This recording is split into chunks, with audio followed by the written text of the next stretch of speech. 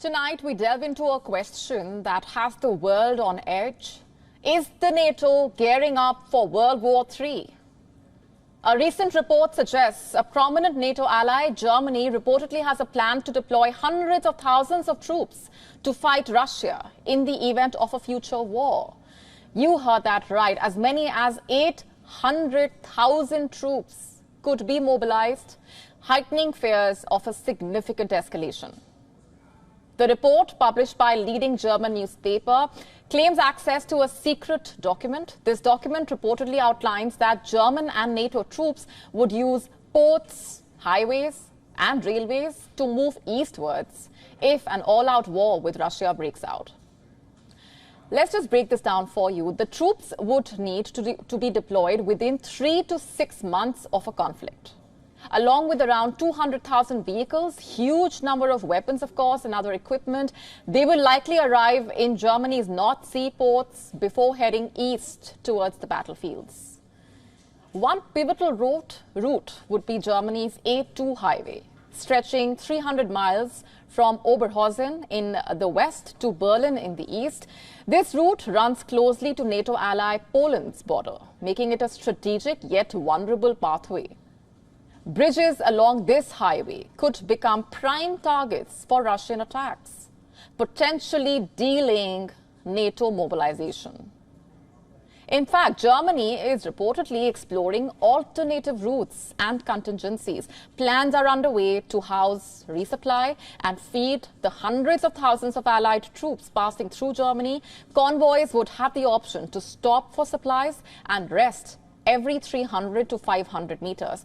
The logistical effort of this magnitude would require new powers for Germany's federal police, including conscription to the service and officers for running prisoner of war camps. Just last month, reports claimed that the NATO is expanding plans for several land corridors to move troops and equipment, including American forces, in preparation for a potential war with Russia. These corridors would stretch from Italy to Slovenia, Croatia, and Hungary, as well as routes via Turkey, Greece, Bulgaria, Romania, Scandinavia. It is important to note here that NATO countries in the recently concluded Washington summit reviewed the new force model, which aims to have over hundreds of thousands of troops ready for conducting land, naval, air, space, and cyber operations in the eventuality of a large-scale war. In fact, the review found that 500,000 troops were presently ready for combat. The ongoing Russia-Ukraine war has the entire globe on edge. Several prominent political leaders have spoken on the prospect of the war potentially turning to World War III. Just last week, Slovakia's Prime Minister, Robert Fico, said that Ukraine joining the NATO could spark a global conflict.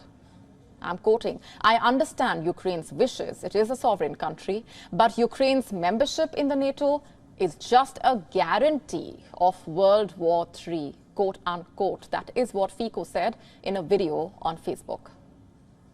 In fact, his comments came just a few hours after the Slovakian delegation at the NATO summit in Washington supported Ukraine's membership to the alliance.